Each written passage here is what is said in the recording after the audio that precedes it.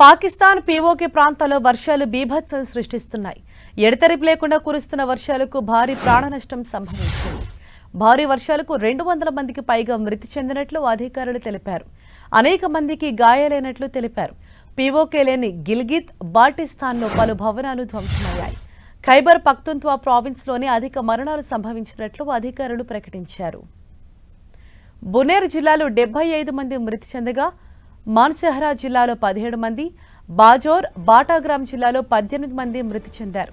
ఖైబర్ పఖ్తుంఖ్వా ప్రావిన్స్లో గురువారం రాత్రి నుంచి పలు ప్రాంతాల్లో మేఘ విస్ఫోటనం, ఆకస్మిక వరదల ప్రభావంతో పలువురు చిన్నారులు సహా 125 మంది ప్రాణాలు కోల్పోయారు. సహాయక బృందాలు, సైన్యం, స్థానికులు సహాయక చర్యలు చేపడుతున్నారు. వరద ప్రభావిత ప్రాంతాల్లో అనేక మంది గల్లంతైనందున మృతుల సంఖ్య మరింతగా పెరిగే అవకాశం ఉందని అధికారులు తెలిపారు.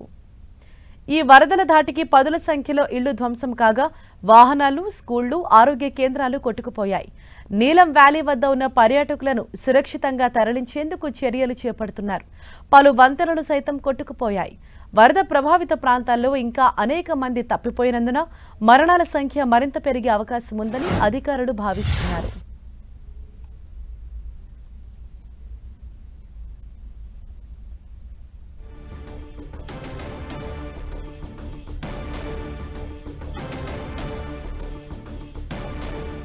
పాకిస్తాన్ పీఓకేలో భారీ వర్షాలకు అక్కడ పూర్తిగా కూడా ఆ ప్రాంతం అంతా నీట మునిగిపోయింది. భారీ వర్షాలకు అనేక ఇళ్లు నేలమట్టమయ్యాయి. అలాగే అనేక మంది ఈ వరదల్లో గల్లంతైనట్లు తెలుస్తోంది. వారి కోసం అక్కడ రెస్క్యూ ఆపరేషన్ అనేది కొనసాగుతోంది.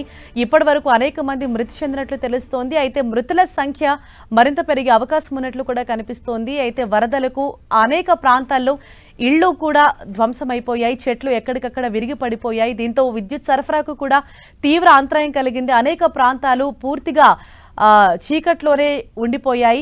మరోవైపు అక్కడ రెస్క్యూ ఆపరేషన్ అనేది కొనసాగుతోంది. సుమారు 200 మందికి పైగా మృతి చెందినట్లుగా మనకు ప్రాథమిక సమాచారం అందుతోంది. అయితే ఆ సంఖ్య మరింత పెరిగే అవకాశం ఉన్నట్లు కనిపిస్తోంది. మనం విజువల్స్ లో కూడా చూస్తున్నాము. భారీ వర్షాలు, వరదలకు పెద్ద పెద్ద భవనాలు సైతం పూర్తిగా తుడిచిపెట్టుకుపోతున్నాయి ఆ వరదల ధాటికి. మరోవైపు శిథిలాల కింద అనేక మంది చిక్కుకొని ఉన్నారు. వారిని రక్షించేందుకు కూడా అక్కడ రెస్క్యూ బృందాలు తీవ్రంగా ప్రయత్నిస్తున్నాయి.